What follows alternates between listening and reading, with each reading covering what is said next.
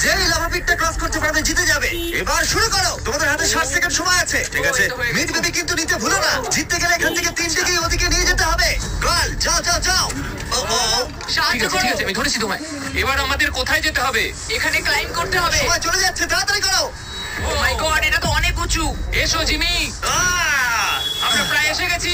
আমি সেকেন্ড বেবিটাও পেয়ে গেছি। আমি এবার লাফ মারছি। হয়ে গেছে।